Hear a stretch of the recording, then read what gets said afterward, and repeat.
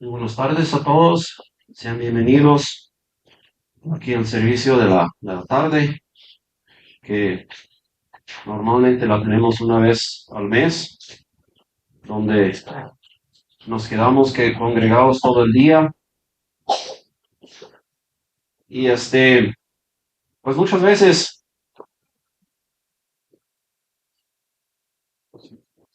ya casi no sabe uno de qué predicar, porque siento que siempre predico lo mismo. Siento que siempre me enfrento en la Biblia, me enfrento con la misma dilema y la misma solución.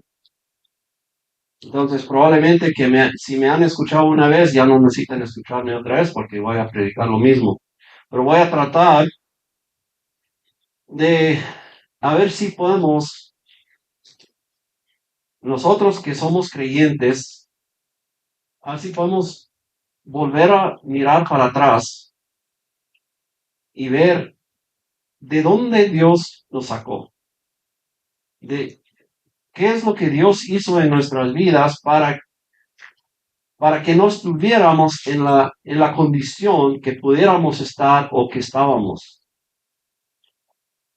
Y por eso el título del sermón el día de hoy lo llamo así: la caída del hombre y la salvación.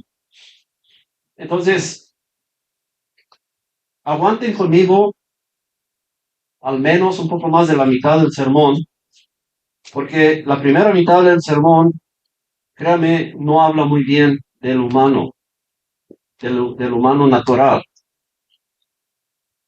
Y como muchos me han criticado, me dicen, no, pues tú siempre hablas muy mal de las personas.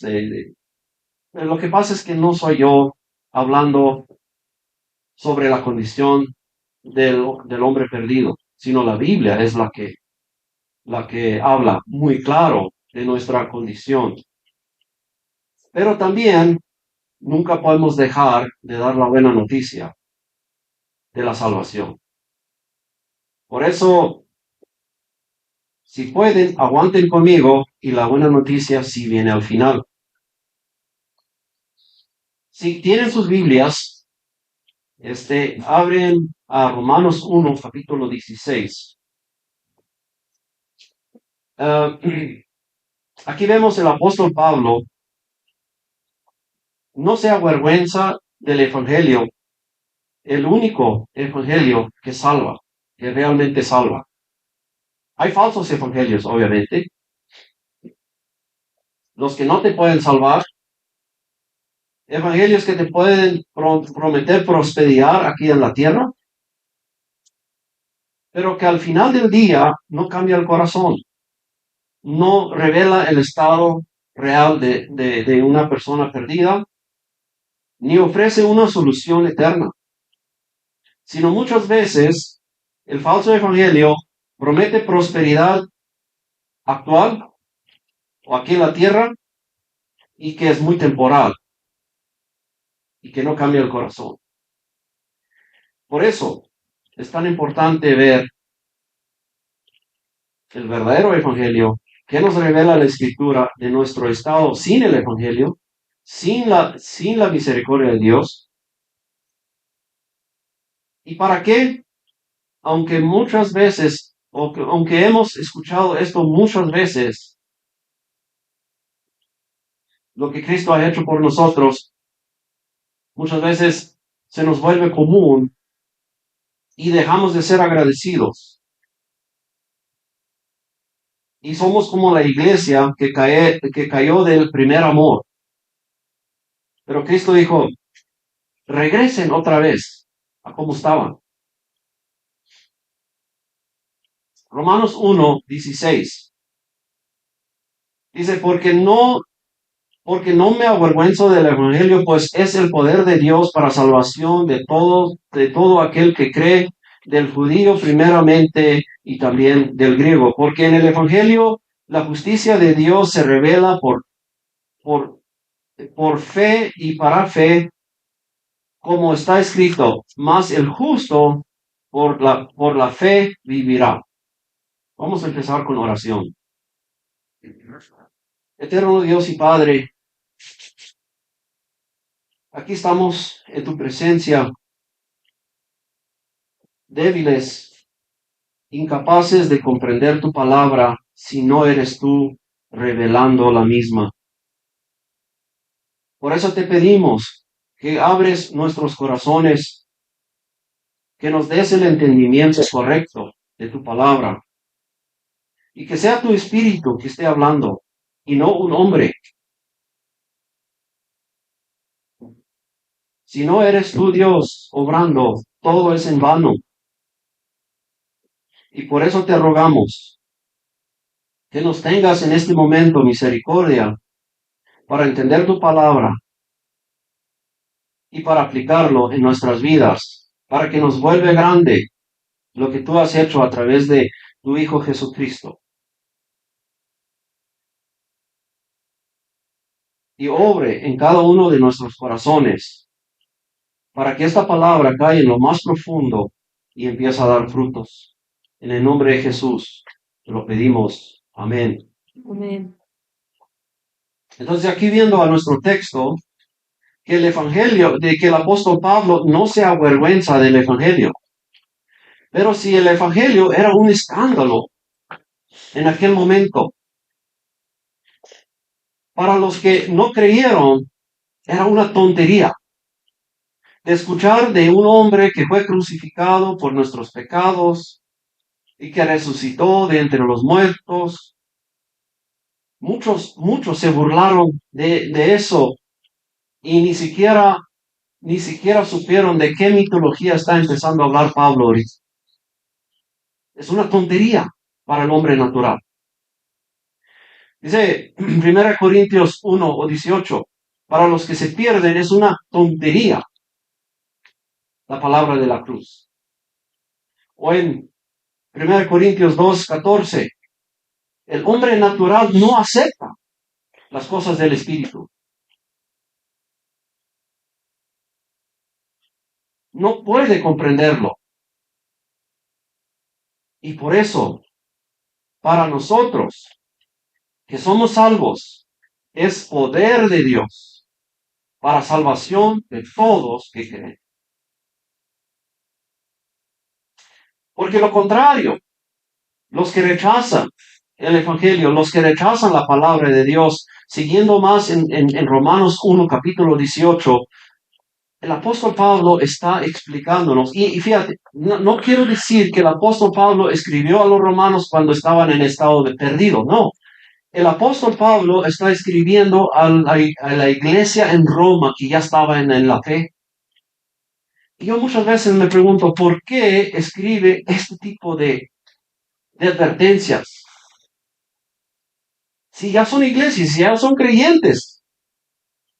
Pero muchas veces nosotros nos olvidamos de dónde Dios nos rescató. Y por lo tanto dejamos de ser agradecidos por la salvación. Y por eso hoy queremos volver a ver lo que el apóstol escribe a un grupo de creyentes. Y a ver si esos creyentes se volvieron más agradecidos después, o si esos creyentes dirán, oh, ese apóstol Pablo nomás viene a acusarnos, nomás viene a hablar mal de nosotros. Pero vamos a ser honestos con nosotros mismos y vamos a ser honestos hacia la palabra de Dios. ¿Por qué fue escrito? Y fue escrito para la iglesia, para los que creen. Versículo 18 en Romanos 1 dice, porque la ira de Dios se revela desde el cielo contra toda impiedad y injusticia de los hombres que con justicia restringen la verdad.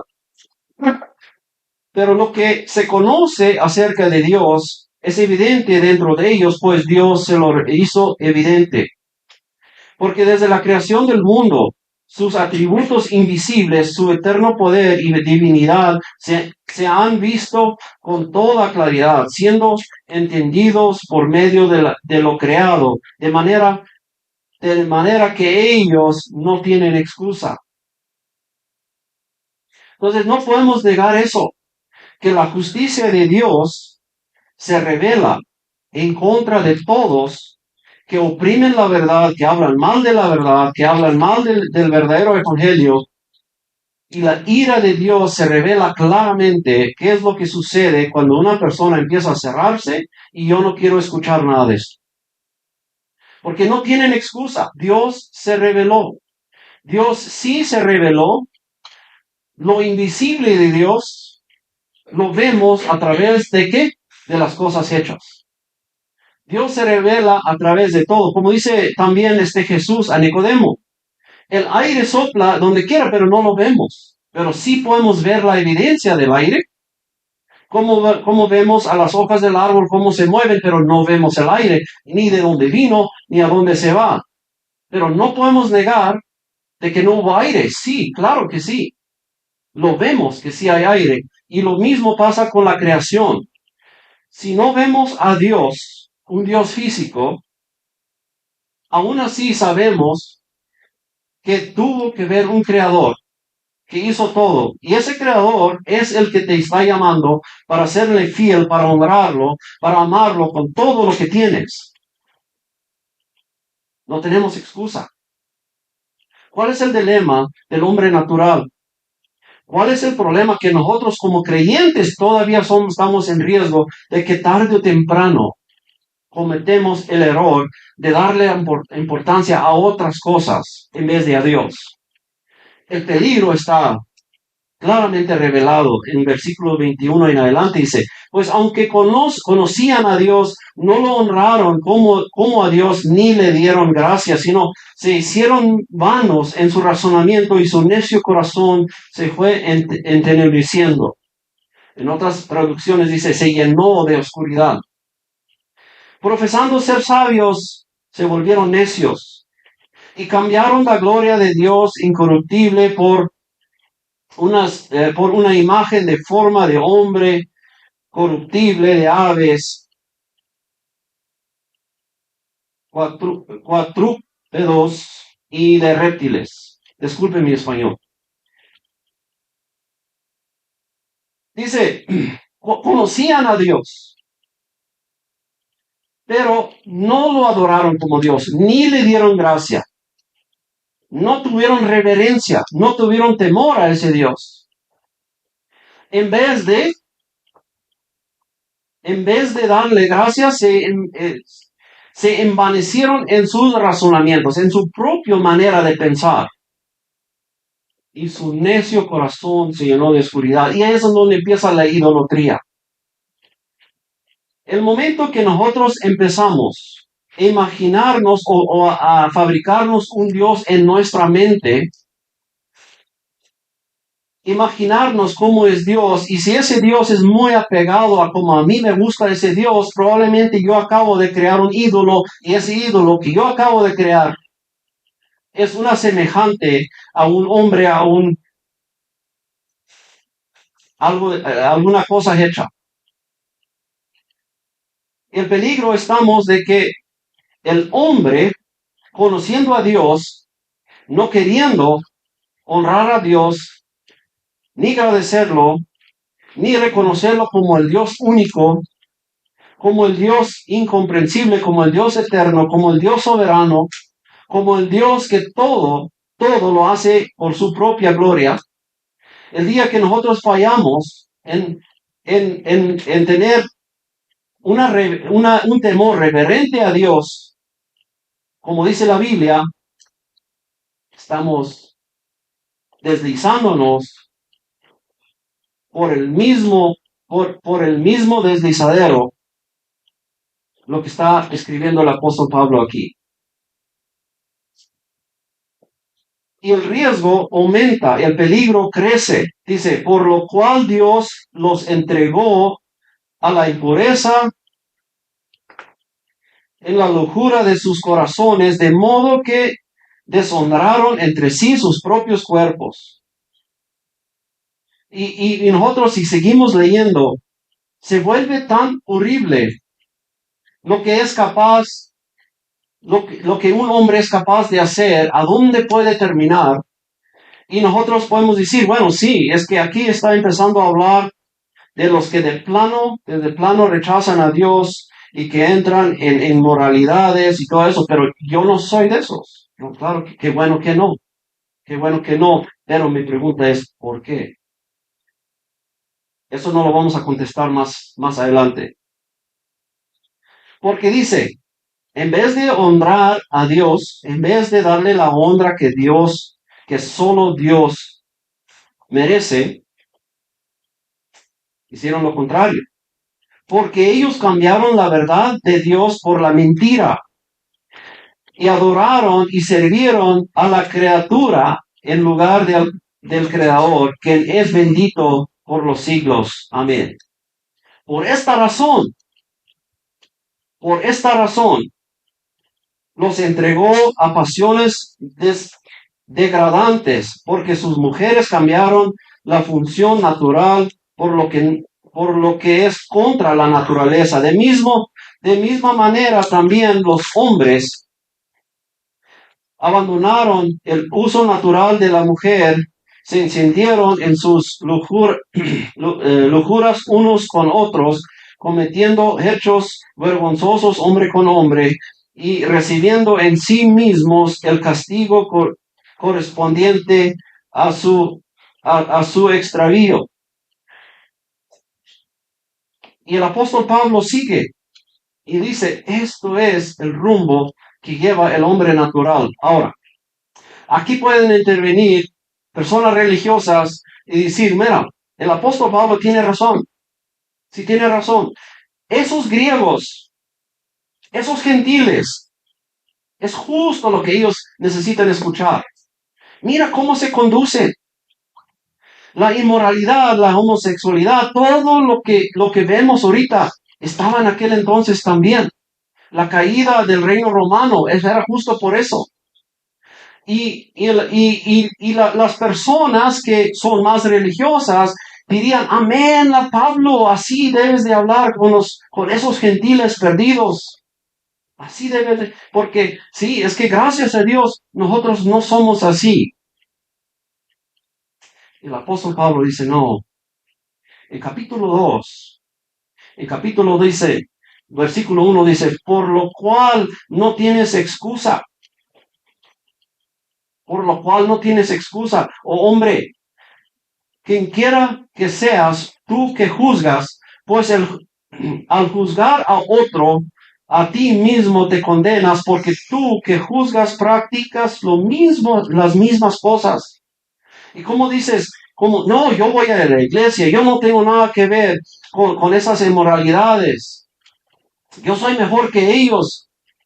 Pero el apóstol Pablo dice que no. Sabemos que el juicio de Dios justamente cae sobre los que practiquen tales cosas. Y piensas esto, oh hombre, tú que condenas a los que practiquen tales cosas y haces lo mismo, que escaparás el juicio de Dios. Tú que juzgas, tú te crees mejor que aquellos, ¿tú crees que te vas a escapar del juicio de Dios? Y ahora que vamos a entrar a un poco más profundo de nuestro estado, a ver si realmente somos mejores de lo que hemos leído en el capítulo 1. Sí, Dios ve cada uno de nuestros pensamientos, cada uno de nuestros deseos carnales, aunque las escondemos, aunque no las revelamos ante otras personas, pero si Dios ve nuestros deseos, nuestros pensamientos, ¿creen ustedes somos mejores de lo que acabamos de leer? Romanos 2, versículo 16 dice, el día en que, según mi evangelio, Dios juzgará los secretos de los hombres mediante Jesucristo, mediante Cristo Jesús. En otras traducciones dice, los pensamientos secretos. Dice, el día que Dios juzgará los pensamientos secretos. ¿Y cuántas veces hemos visto que personas que creen ser mejor que otros no quisieran que si hubiera una tecnología para hacer un video de sus pensamientos? O podemos hacer una práctica aquí. Vamos a suponer que yo tengo la tecnología ya, les voy a poner algo sobre su cabeza y voy a grabar sus pensamientos que han tenido los últimos 10 años. Y lo vamos a poner en un video. ¿Quién de ustedes quién voluntariamente permitiría que podamos demostrar su video aquí en la pantalla? Y yo creo ninguno de nosotros. Ninguno. ¿Por qué? Porque mira, hemos pensado cosas tan vergonzosas de que si alguien tuviera la tecnología de revelarlo aquí en el momento, correríamos de aquí. De tanta vergüenza. Y no nos volveríamos a dejarnos ver aquí una vez más. Se los aseguro. Si alguien dice, no, yo nunca he tenido tales malos pensamientos. Bueno. Pero, ¿qué dice la Biblia? ¿Hemos o no hemos? Mateo 5. Los fariseos estaban muy orgullosos de sí mismos porque ellos pensaban de que ellos cumplían la ley. Ellos cumplían los mandamientos. Hasta que se enfrentan con Jesús mismo. Porque una cosa es tener a un humano como estándar para cumplir la ley y la otra es tener a Cristo como estándar para cumplir la ley. Los fariseos que presumían de haber guardado bien los mandamientos, a esos Cristo dice esto: ustedes han oído que se dijo, no cometerás adulterio. Pero yo les digo que todo el que mira una mujer para codiciarla, ya cometió adulterio con ella en su corazón. Si su ojo derecho te hace pecar, arráncalo y tíralo. Porque te es mejor que se pierde uno de tus miembros y no que todo tu cuerpo sea arrojado al infierno. Y si tu mano derecha te hace pecar, córtala y tírala, porque te es mejor que se pierde uno de tus miembros y no que todo tu cuerpo vaya al infierno. Si se fijan cómo Jesús está elevando el estándar de cumplir realmente los mandamientos o la ley de Dios. Alguien que presume, no, yo no soy como tal, yo no soy adulterio, yo soy fiel a mi esposa. ¿Ok? Qué bien, qué bien. Dele gracias a Dios que te guardó. Pero nuevamente te pregunto, ¿en realidad has sido fiel con todos tus pensamientos, con todo tu corazón? ¿O tu fieldad ha sido superficial? Y si en ese momento se revelara qué tan fiel has sido con tus pensamientos, la pregunta sería ¿acaso no has cometido adulterio? Si fuéramos honestos, todos diríamos, yo soy culpable. Yo soy culpable.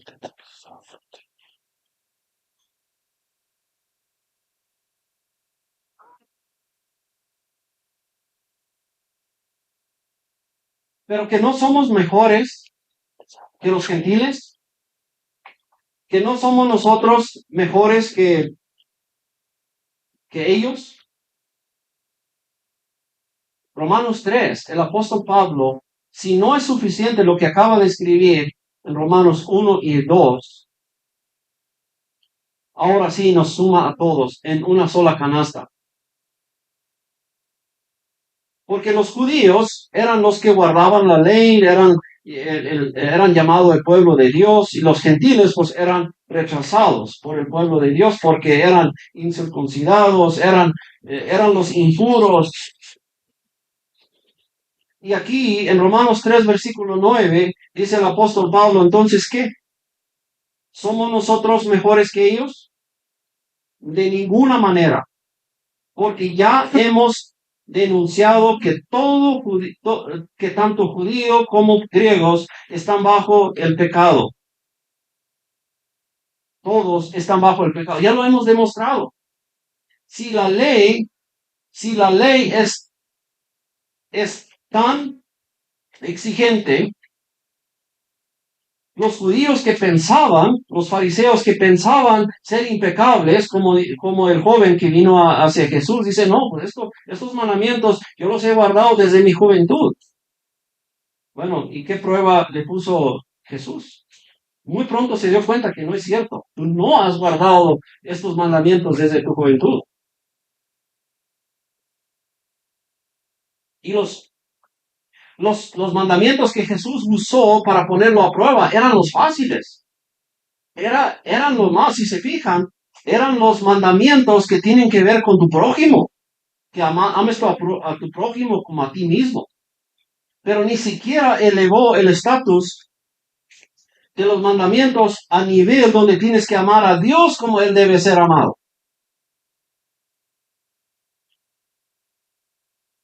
Y muy pronto vemos de que no era capaz, ni nunca había guardado los mandamientos, aunque él pensaba. Porque la escritura nos dice tan claro sobre nuestro estado natural, sobre nuestro estado antes de ser salvo. Porque ni uno es mejor que otro. Si uno ha sido guardado de no cometer físicamente tanto pecado, la pregunta es, mentalmente también no es cometido tanto pecado. El apóstol Pablo ahora sí va profundizándose más del estado natural del hombre. Si aquí no hubiera gracia, aquí no hubiera gracia, intervención por alguien divino, nuestro estado está sin esperanza. Porque el apóstol Pablo en Romanos 3:10 dice, como está escrito, no hay justo ni aún uno. No hay justo ni aún uno. No hay quien entienda, no hay quien busque a Dios.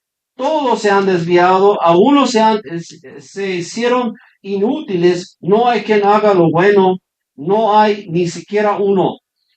Sepulcro abierto es su garganta, engañan engañan continuamente con su lengua, veneno de serpientes hay bajo de sus labios. Llena está su boca de maldición y amargura. Sus pies son veloces para derramar sangre. Destrucción y miseria hay en sus caminos. Y la senda de paz no han conocido. No hay temor de Dios delante de sus ojos. Eso es lo que realmente revela nuestro estado natural. Y lo último que quiero poner énfasis en, no hay temor de Dios delante de sus ojos. Mira, acabamos de leer Romanos 1, donde Dios les recuerda de que no tenemos excusa. Sabemos que existe Dios porque Dios se ha revelado a través de la creación. Si no tuviéramos otra cosa, Dios se ha revelado a través de la creación, de modo que no tenemos excusa. Y la creación sola es suficiente para que nosotros tuviéramos un temor reverente de Dios y buscarlo con todo nuestro corazón, de servirlo, con todo. Y mi pregunta es, ¿quién lo ha hecho? Siempre. ¿Quién ha buscado en la Biblia qué es lo que dice la Biblia respecto a quién es Dios? Vemos en Isaías 6, que cuando Isaías ve una revelación de Dios, él piensa que él va a morir. Él piensa que él va a morir. Los querubinas que están delante del trono y con dos alas se tapan la cara, porque según lo que yo veo en ese contexto, ni ellos son capaces de ver la gloria de Dios, la gloria celestial de Dios. Dios es alguien que nosotros somos incapaces de comprender en su totalidad, pero Dios se reveló suficiente como para que le tuviéramos temor, para que lo buscáramos y para que nosotros buscáramos de agradarlo.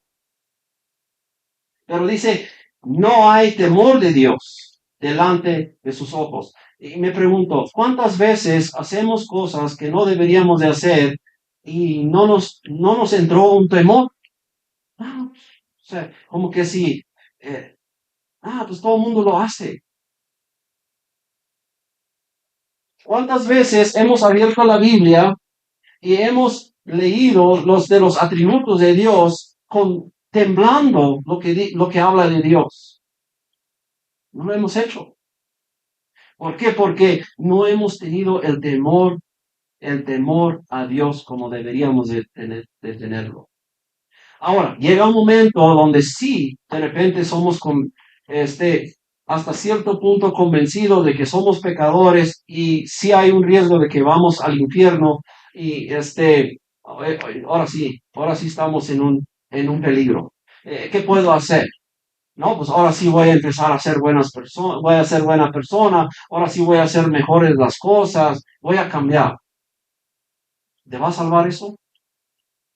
¿Te va a salvar eso de que ahora cambias tu estilo de vida? Vas a ayudarle a la anciana que vive al otro lado de la calle. Ahora sí vas a recoger basura, vas a donar a la iglesia. Ahora sí vas a cambiar.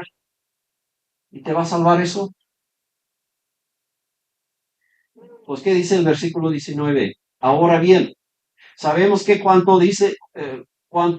que cuanto dice la ley, lo dice a los que están bajo la ley, para que toda boca se calla y todo el mundo sea hecho responsable ante Dios. Porque por las obras de la ley, ningún ser humano será justificado delante de él, pues por medio de la ley viene el conocimiento del pecado. ¿Qué cosas buenas podemos hacer ahorita? Que ya estamos viendo, híjole, sí soy un pecador, y sí he pecado gravemente. Y lo que la Biblia dice de mí, híjole, mucho de eso es cierto. Aunque muchas veces por orgullo negamos, pero cuando Dios nos mira con otros ojos que nuestros propios, y Dios ve mucho más en lo profundo, y Él ve en lo secreto. ¿Y qué sucede? Que si un Dios santo, perfecto, ve tu estado real, ¿qué es lo que ve Dios? Como dice Isaías en el capítulo 64, nuestra justicia son como trapos podridos y nosotros creemos de llevarle algo de valor a Dios. Isaías dice que son como trapos podridos. Eso es nuestra justicia.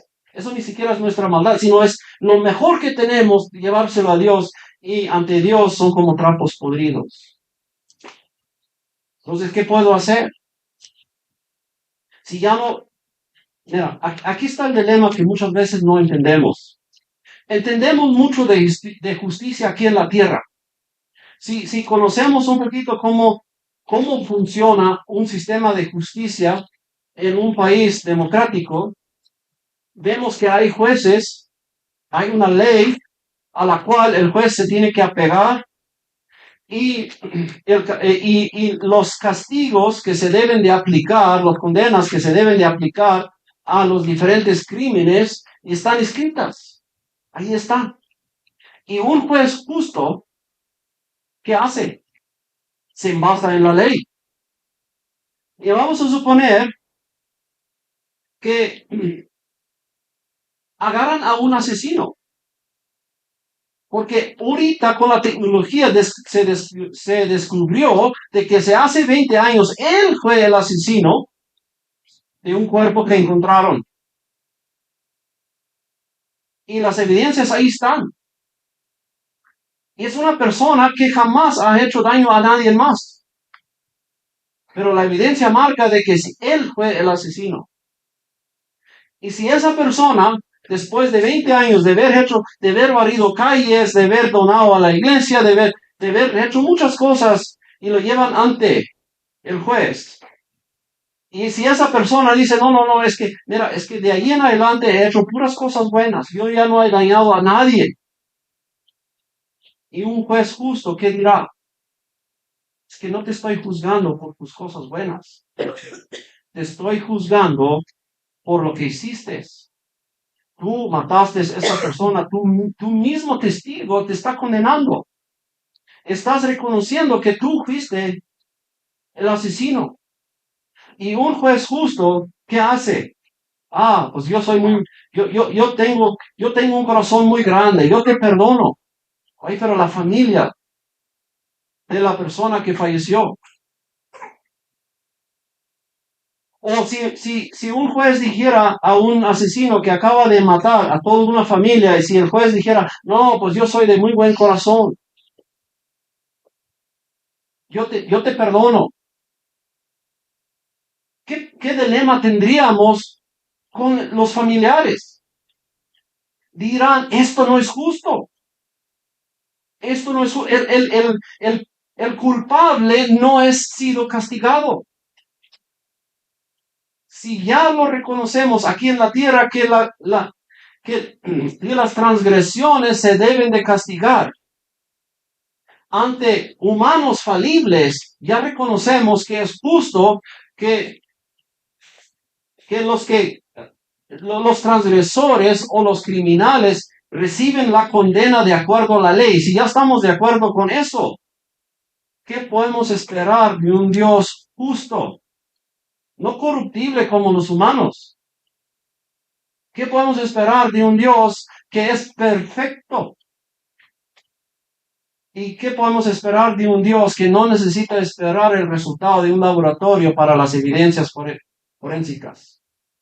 Que ya lo tiene todo como en alta definición, segundo por segundo del crimen. ¿Qué esperaríamos de un Dios perfecto? Ese mismo Dios es juez. ¿Qué esperaríamos? La única que podemos esperar es condenación. Pero esos, los más malos, sí, eso sí, deben, como Hitler, y como Stalin, y sí, ellos mandaron a matar muchas personas, pero yo no soy tan malo como ellos. ¿Ok? ¿Con qué te mides para determinar qué tan malo eres? ¿Cuál es el estándar que estás usando para medirte? ¿Estás usando un estándar a nivel humano para compararte con otros humanos? ¿O cuál es el estándar que están usando? Déjame les digo el estándar que está usando la Biblia para medirnos a ver qué tan justos somos. Está usando a Dios mismo como estándar. Si tú te quieres llamar bueno, como el joven vino a Jesús, dice, ¿qué cosa buena debo hacer yo para ser salvo? Y Jesús dijo, ¿cómo que me llamas bueno? Si el único que es bueno es Dios. No es de que Jesús no era bueno, nomás que no lo reconocieron como a Dios.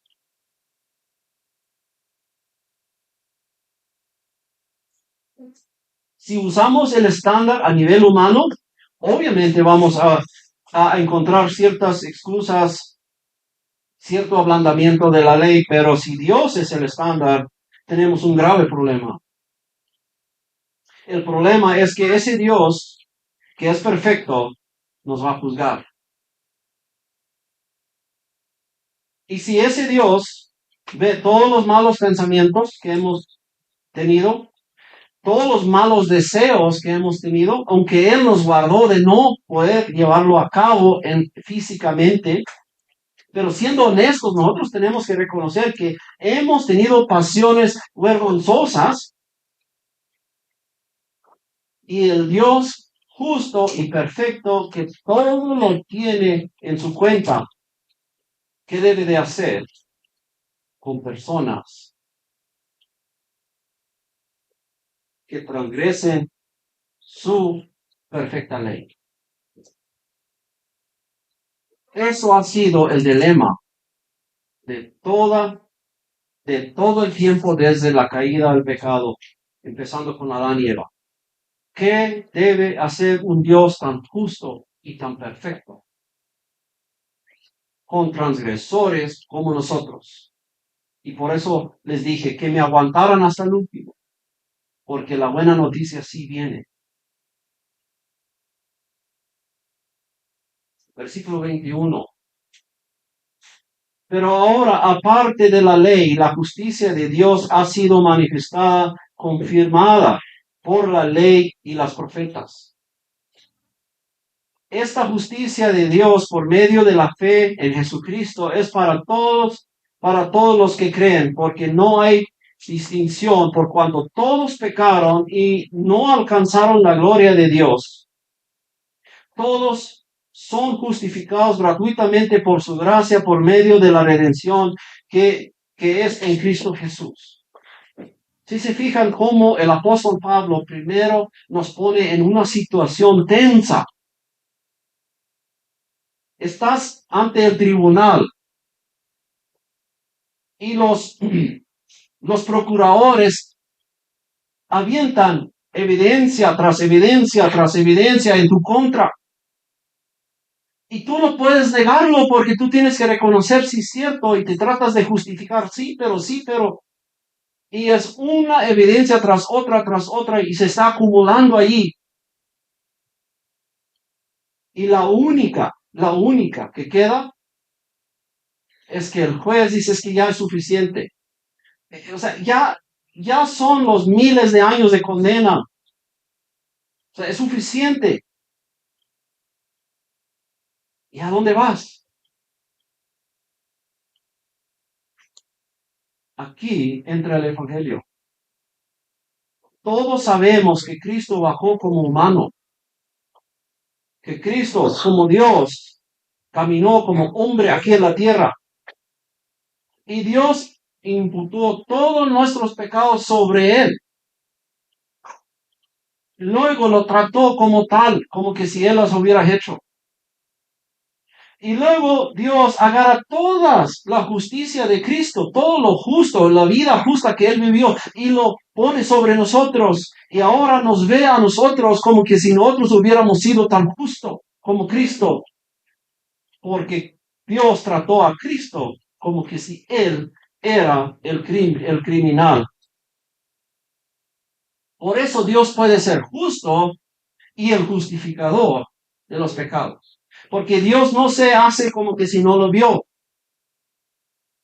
O como dice el gabacho, to scrape it under the rug. Dios no se hace como que si no vio nuestras transgresiones. No, sí las vio. Y sí las tiene marcadas. Y sí sabe exactamente, mucho más preciso que nosotros. Pero la noticia buena que tenemos nosotros como pecadores es que el Padre castigó a su Hijo en nuestro lugar. Dice más adelante, a quien Dios exhibió públicamente como propiciación. ¿Qué es propiciación? Es alguien paga por ti. En el Antiguo Testamento tenían que sacrificar ciertos animales que eran, en vez de que se castigara el hombre, se mataba un animal propicio. ¿Se das cuenta? Alguien paga por ti, aunque esos animales no eran capaces de devorar tus pecados, pero eran una señal. Algo parecido va a suceder. Todos los animales juntos no pudieron borrar los pecados de la humanidad, pero apuntaban a un sacrificio que venía, que estaba por venir. Dice, a quien Dios exhibió públicamente como propiciación por su sangre a través de la fe como demostración de su justicia. Dios demostró, yo soy justo. Yo soy justo. La deuda se paga. Toda. No, no parte. Toda la deuda se paga. Porque si Dios nomás nos hubiera perdonado, decir, oh, yo les perdono, eso quisiera decir que Dios no es justo. No, Dios es justo y bueno y justificador al mismo tiempo.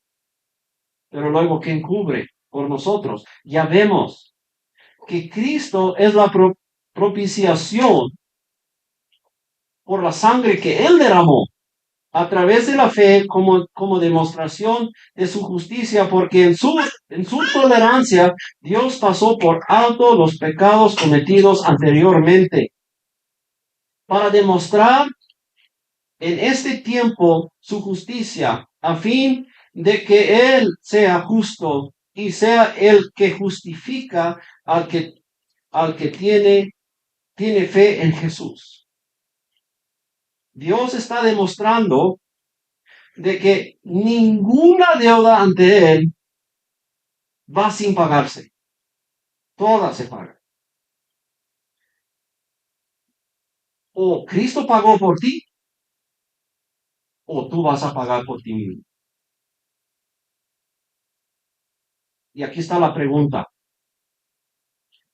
¿Crees tú? No es por obra, es por fe. ¿Crees tú que Cristo pagó tus pecados?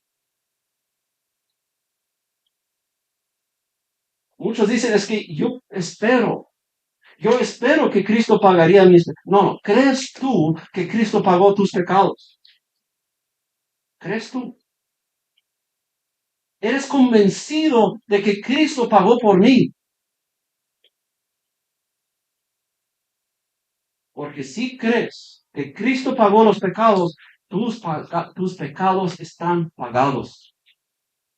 Todos. Para demostrar en este tiempo su justicia a fin de que Él sea justo y el que justifica al que tiene fe en Jesús. Aquí no hay ninguna duda. Él era capaz, Él es capaz. Y Él sigue siendo capaz de guardar su promesa de que lo que Él prometió, lo hace. Él no falla. No importa cuán pecadores éramos.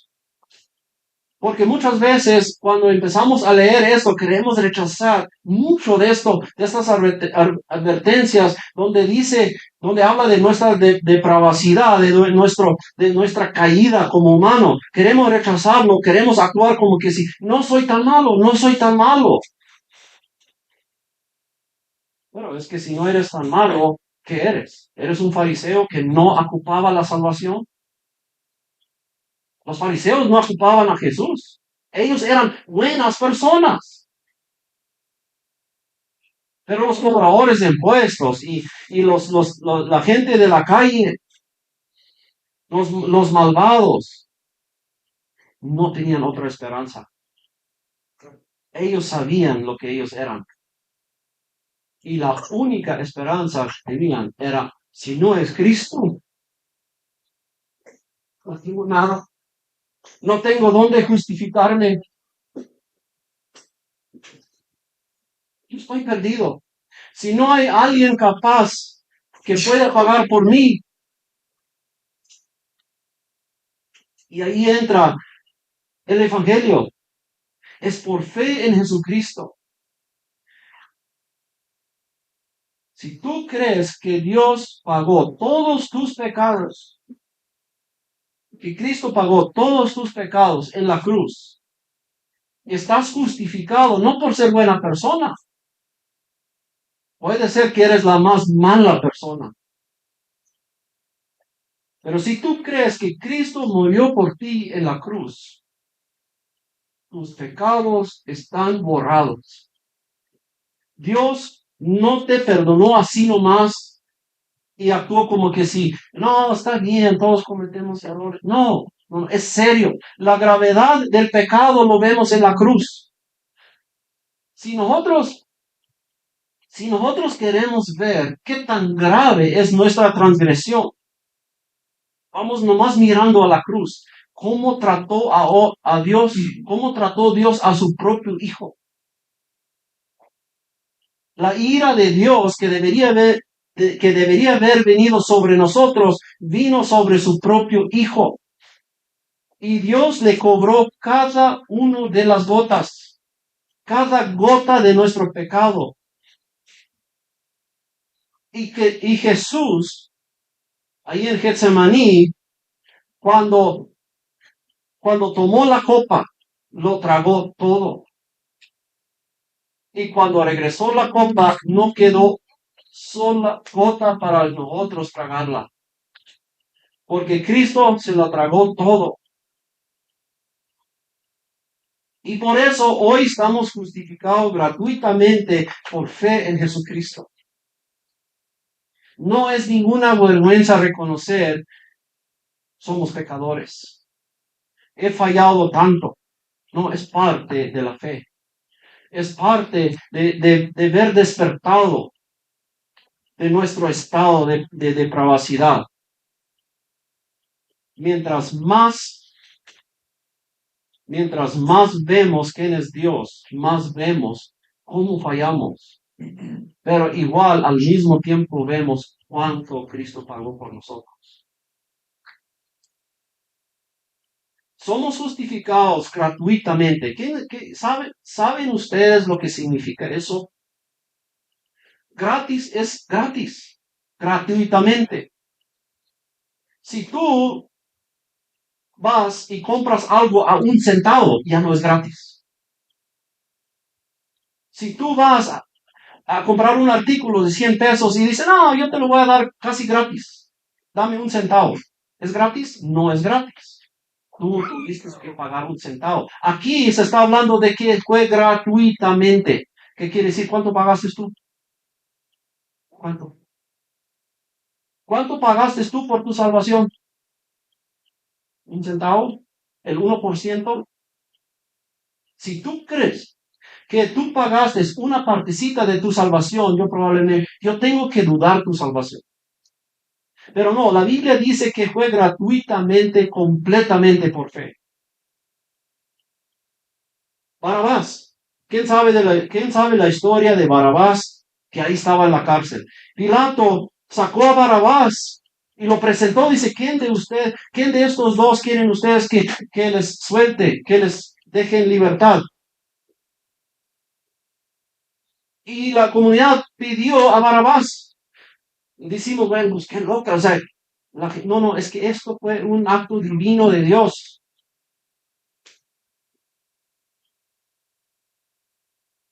Barabás, ¿cuánto pagó para salir de la cárcel? ¿Cuánto? El ladrón en la cruz, ¿cuánto pagó para estar en la gloria con Cristo ese día? ¿Cuánto pagó? Miren, Barabás, ahí está en la cárcel. Él era el culpable. ¿Alguna vez se han preguntado cómo es que Dios en su soberanía armó la escena exactamente así? Que el asesino, el,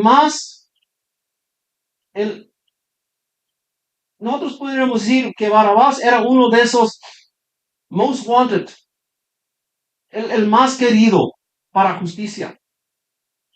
Y ahí está en la cárcel. Y no sé si Pilato, pero como era una obra divina, yo no quiero decir que por eso o por lo otro, Pilato escogió a Barabás. Pero vamos a suponer que Pilato dijo en sí, ¿sabes qué? Yo voy a proponer el peor de los peores. Lo voy a proponer para soltar a él en libertad y a Cristo, y luego van a elegir a Barabás. para poder liberar a Cristo.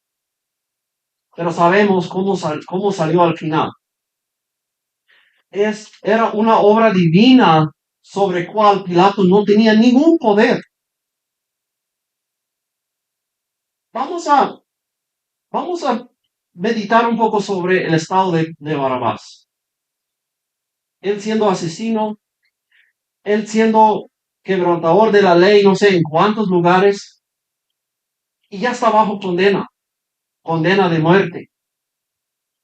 Ya nomás es cuestión de que lo saquen de la celda de la cárcel y lo llevan a crucificarlo, que era la manera más cruel. El castigo capital, capital punishment, más cruel que se pudieron inventar. Y vamos a suponer que Barrabás, ahí está, él sabe, ya no se puede sacar de esto. Él es culpable. Él sí sabe a dónde va. Y si ustedes estuvieran en ese estado, en la cárcel, condenado, con todas las evidencias en su contra, ¿cómo se sentirían? ¿Qué terror estaría corriendo por sus venas? Tan solo para que los soldados llegan a tu celda, lo abren, tú probablemente estás pensando de que ahora sí vienen por mí. Te sacan de la celda y ahí afuera de la celda te empiezan a dar la noticia, es que fuimos enviados a ponerte en libertad. Escuchen esto. ¿Alguna vez han pensado qué pudo haber pasado por la mente de Barrabás? En libertad. O sea, ¿qué burlas están empezando a hacer ahorita? No, no, no, no, no, no, no. No, es que nosotros fuimos enviados de sacarte de tu celda y de ponerte en libertad. Pero ¿cómo? O sea, hay tantas males que yo he hecho, sí. Hay tantos males que has hecho. Pero luego le dan la noticia más aterradora que puede recibir. Los soldados lo sacan y le muestran a Cristo severamente golpeado. Ya ni parece hombre. Y los soldados dicen, mira, ahí está. Él está tomando tu lugar.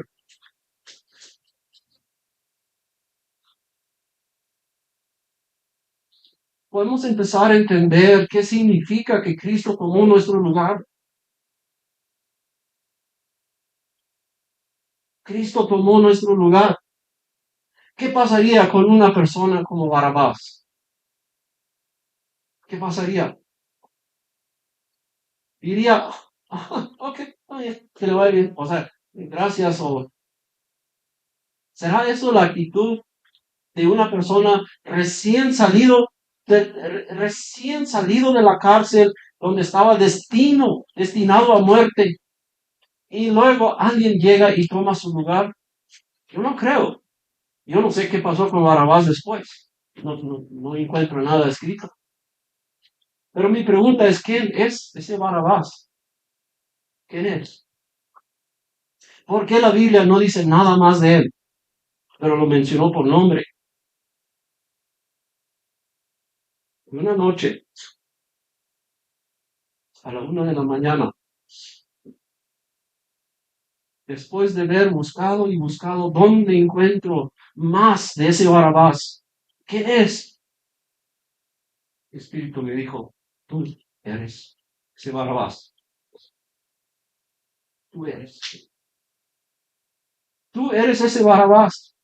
Tú estabas destinado a muerte, mas Cristo tomó tu lugar. Y así es cada uno que se salve, es ese Barrabás. Que Cristo es el que tomó el lugar de él. Y otra pregunta para cerrar ya con esto. El ladrón en la cruz. ¿Cuánto le costó a él ser salvo?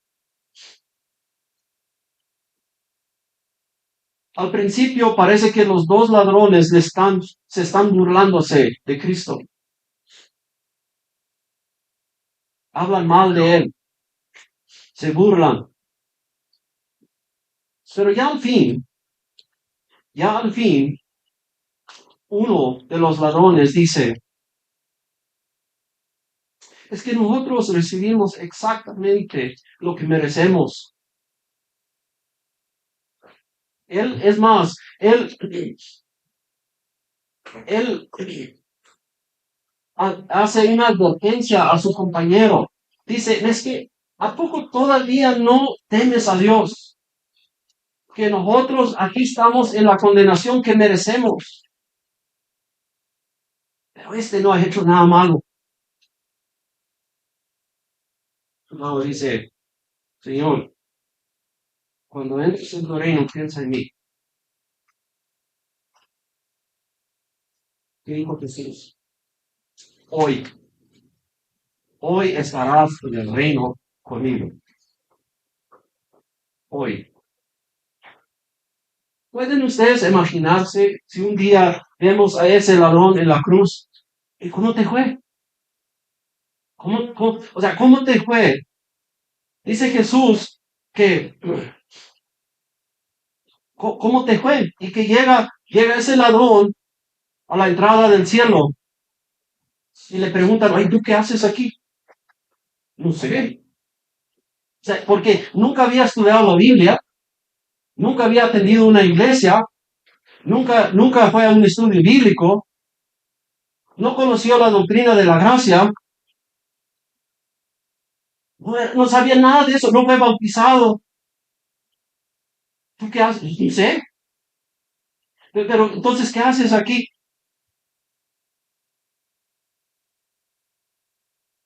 El Señor que estaba la cruz, en el centro, dijo que venía. Si tu salvación es por cualquier otra cosa que Cristo dijo que vinieras, no vas a ir. Y Cristo sí llama a todos a arrepentimiento, a que creen en el Evangelio, reconozcan que son pecadores y que tengan fe de que la única esperanza que tenemos es que la paga que hizo Cristo en la cruz es suficiente y no necesito nada más. Las obras que yo hago de aquí en adelante a través del Espíritu Santo no son los que me salvan, sino son evidencias de que soy salvo. Por eso la buena noticia del Evangelio es, por más malo que fuimos, por más maldad que hemos hecho, hay esa buena noticia de que Cristo pagó tus pecados si crees en Él. No podemos dudar eso, porque si dudamos eso, dudamos la palabra de Dios.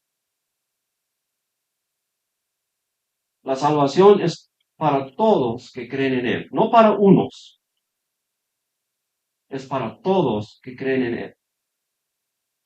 Yo quisiera cerrar con esto. Piénsalo.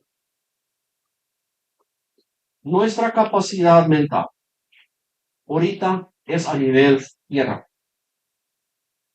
Y hay muchas cosas que no comprendemos por qué. No podemos explicarlo. Igual como dice Pablo en Romanos 11. Cuán incomprensibles son las cosas de Dios. Cuán incomprensibles son. Y nosotros no podemos explicar todo. Pero sí podemos hacer una cosa, confiar en Él que nos dijo, aunque no lo entendamos. Eso es la única esperanza. Él dijo, a través de Cristo ustedes van a ser salvos. Nada más. Por fe en Cristo. Amén. Vamos a orar. Eterno Dios y Padre, te damos las gracias nuevamente por la salvación. No fuimos nosotros buscándola, no fuimos nosotros dándote ideas, sino fue tu idea desde la creación, desde antes de la creación del mundo. Tú ya sabías lo que ibas a hacer. Y por tu gracia, por tu misericordia, así estamos en tu presencia como hijos que van al reino en toda la eternidad. Y como sabemos que tú no falles, tú nunca puedes serte infiel. Sabemos que tú vas a terminar lo que has empezado. Por eso te pedimos que estés con nosotros, guárdanos de la maldad que podríamos hacer aún. Llénanos de amor unos por otros y llena nuestros corazones de amor hacia ti. Llena nuestros corazones de gratitud por la salvación que nos has dado en Jesucristo. Dios, tú sabes, si nosotros tuviéramos que caminar un solo paso con nuestra propia fuerza, nos desviamos. Por eso dependemos de ti, que nos guías en cada paso, cada momento. Corrige lo que pensamos. Ayúdanos a tener pensamientos santos, pensamientos de ti, pensamientos de la salvación, pensamientos de amor unos por otros, y que nosotros seamos más puros en Cristo todos los días. Te lo pedimos en el nombre de Jesús. Amén.